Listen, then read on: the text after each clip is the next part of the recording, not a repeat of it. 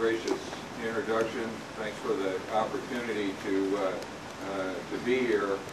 I guess that my stated mission is to set the stage for a great conference, but certainly I understand that I have an implied mission to get off the stage in time and keep you on schedule. So I'll try to accomplish both of those. I do wish to thank Professor Davis and Colonel Barlow for their leadership in this long, or relatively long, series of programs. And I'm told that the conference is a landmark in several respects, not the least of which is that it represents the reinvigoration of the concept of a worldwide civil affairs conference. I would be the first to admit that I've never been to a worldwide civil affairs conference, but I would also tell you that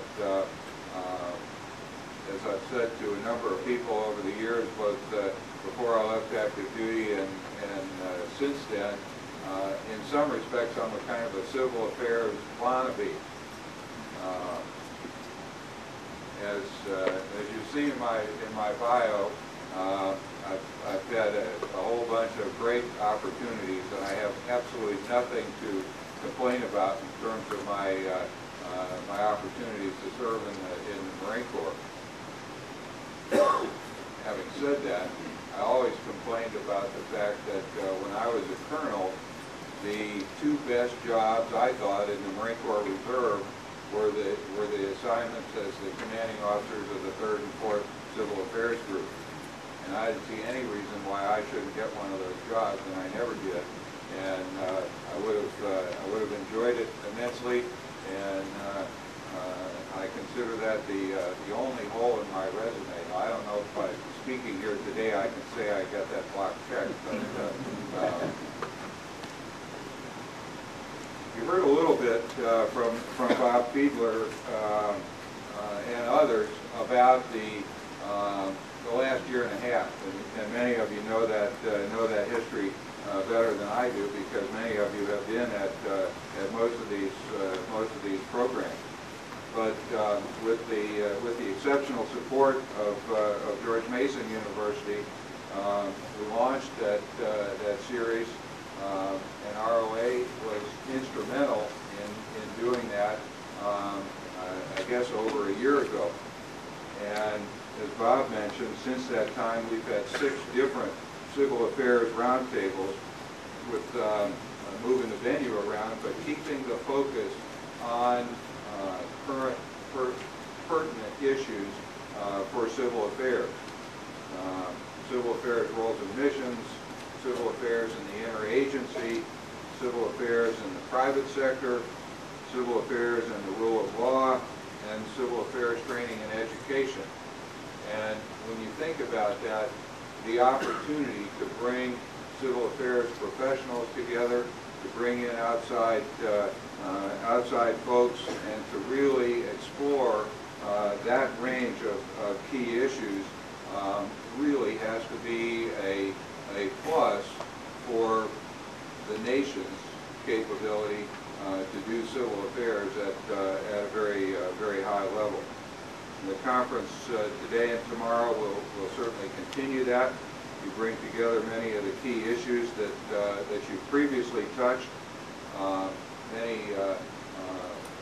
critical thinkers, many people who have a wide range of ideas to contribute, and of course a number of outstanding speakers who will share their views, not from the outsider perspective that you're getting right now, but from the insider perspective of people actually working in the civil affairs field.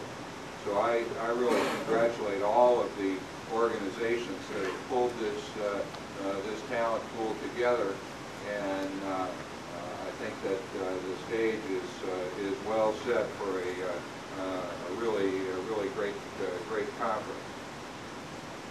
If you'll permit me, I'd like to talk just for a couple of minutes and deal with the question of what does this series of conferences say about the Reserve Officers Association. I very much appreciate the plug for the magazine. We've been working very hard on that magazine for the last couple of years to bring it to a level of substance and real value. And in the course of the time that I've been at the Reserve Officers Association, we've set as an objective for ourselves to redefine our association back toward its roots. The roots of ROA, for those of you who don't know, begin in 1922, and it was founded at the specific behest of General of the Army's John Pershing. General Pershing was the Chief of Staff of the Army at the time, and recognized frankly, the goat rope that the country had gone through in getting ready for World War I, and being very desirous of trying to minimize that for whatever was going to come after, and understanding that the key to minimizing those kinds of problems were communicating with the Congress and the American people. He asked one of his acolytes to form an association that would serve that purpose.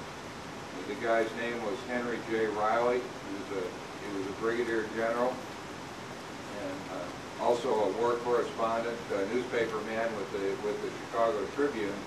But he had worked for Pershing down on the southwest border in 1916, facing Pancho Villa around.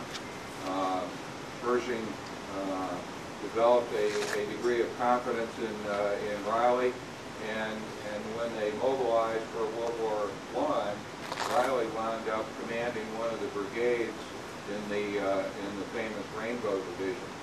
His fellow brigade commander was another relatively famous guy by the name of Douglas McCarthy.